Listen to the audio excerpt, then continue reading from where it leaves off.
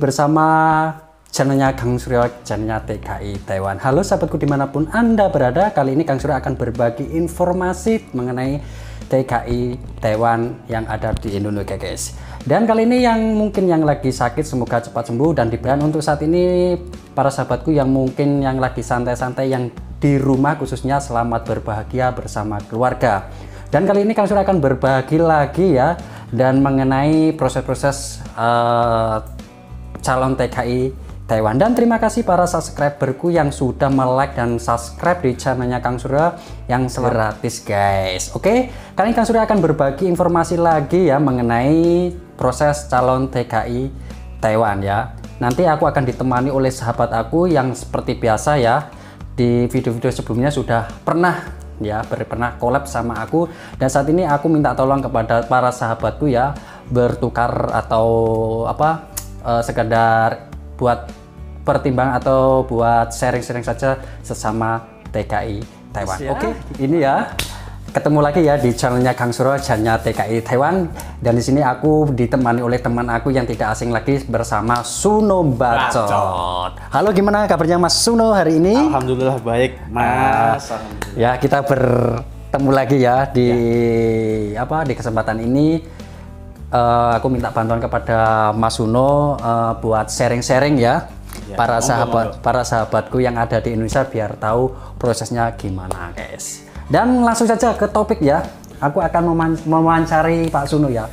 Mas, ini kemarin ada teman-teman yang banyak sekali ya yang sharing sama aku. Kebetulan kalau aku aja kan biar gak itu aja ya. Dan ada substansinya bersama TKI Taiwan juga. Dan kali ini Mas ya, aku akan bertanya kepada Mas Suno ya. Susah senangnya proses DPT itu apa tuh Mas? Susahnya dulu Mas. Susahnya dulu ya. Ya, susahnya dulu, Masnya prosesnya dulu awal di PT dulu Mas. Susahnya pertama itu adaptasi. Yang paling susah sama adaptasi itu sama lingkungan, ya. Sama orang-orang sekitar, sama pola hidupnya, terus peraturan ini itu. Nah itu yang bikin mungkin kalau sebagian orang nganggapnya itu berat mungkin. Ya. Kalau senangnya Mas gimana Mas? Kalau senangnya ketika kita udah dipanggil untuk penawaran job. Nah.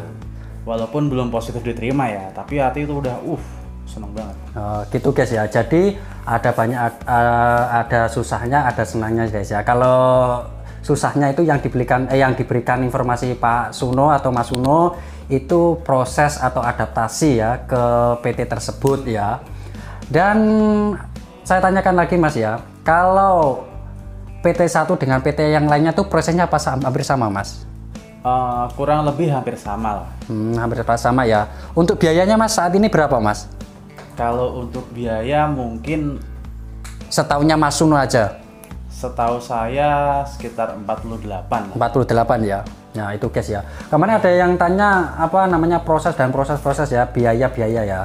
Dan biaya itu adalah sangat-sangat rentan ya. Rentan apa? Karena di setiap PT ya, setiap PJTK itu tidak sama Mas Suno ya. Nggak sama. Nah itu tentang biayanya Mas. Dan kemarin ada yang tanya lagi Mas mengenai video yang sebelumnya kita ya, untuk calon TKI Taiwan. Untuk memperbarui data-data yang salah itu seperti kayak apa itu gimana Mas? Biar tahu. Oh itu kita nanti harus minta surat keterangan dari kelurahan dulu. Nah, bahwasanya itu tadi data kita umpamanya kayak akte, KTP, yang lain itu bahwanya salah gitu loh. Ya. Nanti setelah dari kelurahan kita ke kecamatan. Nanti habis dari kecamatan kita ke Capil. Biasanya orang Cispenduk ya. Gitu guys. Ya kemarin kan banyak sekali ya teman-teman datanya nicknya itu Mas ya salah slip 1 lagi. Nah itu guys ya prosesnya. Nah gitu guys. Dan untuk Mas Suno ya, ini Mas, ini ada yang tanya lagi. Apa sih Mas bedanya paspor wisata sama paspor kerja? Ini kemarin ada teman aku yang tanya gitu Mas ya. Paspor pariwisata itu gimana? Paspor kerja itu gimana? Sepengetahuannya Mas Suno itu apa? Kalau paspornya sendiri sama Mas ya. Paspor itu cuma satu buku itu sama, buat wisata bisa, buat kerja bisa. Nanti yang membedakan itu adalah visa. visa antara visa turis sama visa pekerja gitu. Nah, Mas. gitu. Nah, itu Mas ya. Jadi itu visa kerja, itu toh visa pariwisata itu sama saja. Yang tidak sama nanti ambil visanya Mas ya. Nah, visanya.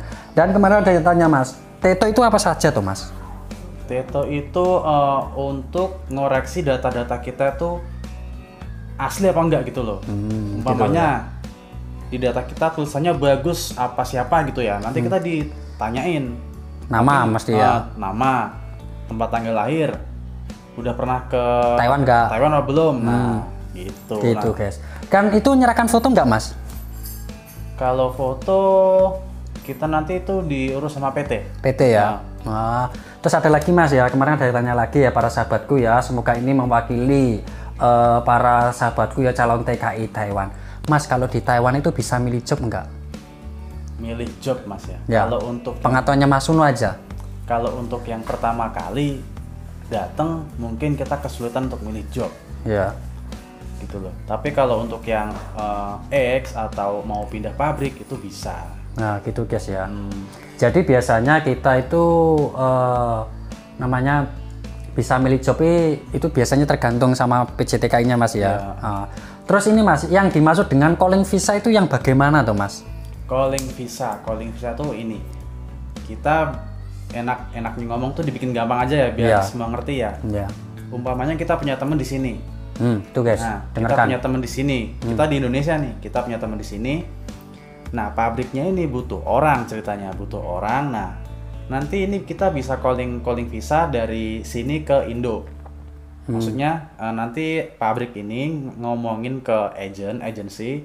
Nah, nanti agency minta data yang mau di calling visa siapa. Nah, gitu. setelah itu nanti agency nanti akan merekomendasikan PT yang akan untuk proses akan mengurus calling visa itu sendiri gitu. Nanti kita tinggal ke situ ngurus dan bla bla bla. Kalau calling visa itu ada potongan Cinatrans enggak Mas? Kalau potongan Cinatrans itu biasanya sih kalau baru tetap ada Mas. Ada ya? Tetap ada. Tapi ada juga PT yang nggak potongan tapi bayarnya agak mahal. Itu guys ya. Jadi antara jenis calling visa dan proses awal ya itu biasanya tidak sama guys ya. Jadi tergantung PJTKI-nya kembali lagi guys ya. Terus bahasa ya Mas, itu sangat penting nggak bagi Mas Suno? Soalnya Mas Suno kan awam ya, belum pernah ke Taiwan, itu bahasa gimana? Jujur saya itu ke Taiwan proses saya cuma 1 bulan Mas. Nah, dengarkan. Cuma 1 bulan, sedangkan bahasa itu saya nggak bisa sama sekali. Cuma bisa kanan, kiri, depan, belakang, cuma itu doang. Ya, sama hitung-hitungan Mas ya? Sama hitung-hitungan sama angka lah. Ya, itulah. Saya pikir alah kalau kerja mah cuma disuruh ini tuh bisa lah. Setelah habis sampai sini, aduh. Nah, jadi ya para sahabatku ya, kalau kalian disuruh BLK sama para PJTK-nya, kalian harus mau gas. Karena apa? Karena nanti untuk pembekalan ya, setahunya kita bahasa ngertilah, bahasa benda, bahasa angka, warna dan sebagainya. Kalian tuh mengertilah sedikit. Karena apa? Karena bekal untuk Anda untuk bekerja ya itu ya Mas ya. Ya benar. Ya itu, dan bahasa itu adalah sangat penting untuk alat komunikasi ya, komunikasi. Apalagi kita di daerah atau di negara orang kita harus bisa adaptasi. Ya kalau kita di Indonesia jelas kita ya adaptasi sama orang Indonesia. Kalau di Taiwan kita adaptasi karena Taiwan. Minimal kita bisa bahasa, kalau nggak bahasa bisa isyarat lah. Ya gitulah ya. Jadi kalau kita pinter bahasa dan sebagainya pasti sama orang Taiwan itu disegani guys ya. Di Taiwan itu kalau kerja butuh skill atau kecepatan atau bagaimana Mas? Menurut Mas Suno? Kalau skill itu nanti kita ngikutin Mas. Ya. Kalau skill nanti kita ngikutin seiring berjalannya waktu. Ya. Kalau orang sini emang budayanya itu cepat. Kerja tuh keras cepet, ya. Cepat. Jadi ya cepat, teliti, nanti lama-lama skill akan ngikutin lah. Ya, adaptasi gitu guys ya. Itu yang diberikan informasi ke Pak Suno. Semoga ini bisa mewakili para sahabatku yang ada di Indonesia yang sedang proses ya Mas. Dan untuk saat ini gimana Mas?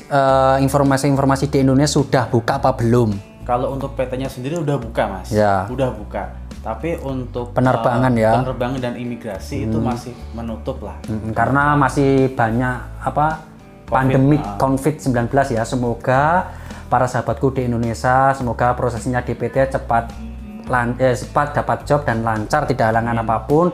Dan di sini ya juga memerlukan tenaga-tenaga TKI Indonesia karena apa? Karena di sini tuh banyak job ya, karena kendala dengan virus corona guys ya. Dan itu yang diberikan informasi kepada Kang Suryo, semoga di kemudian hari para sahabatku yang ada di Indonesia bisa bisa sharing ya, bisa memberikan informasi yang ada di Indonesia. Dan mungkin yang sahabatku yang belum saya bales di komen-komen atau di WA grup, di grupnya Kang Surya ya, saya minta maaf karena sibuk ya Mas ya, sibuk kerja ya, mohon maaf sekali.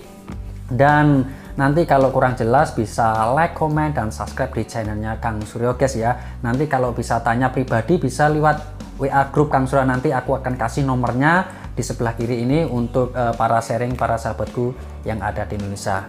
Dan terima kasih Pak Suno ya. Oh ya, sama-sama. Semoga para sahabatku TKI di Taiwan ya, semoga cepat mendapatkan job dan prosesnya lancar di tahun 2021 guys. Amin. Dan saya akhiri, wassalamualaikum warahmatullahi wabarakatuh. Salam TKI Taiwan.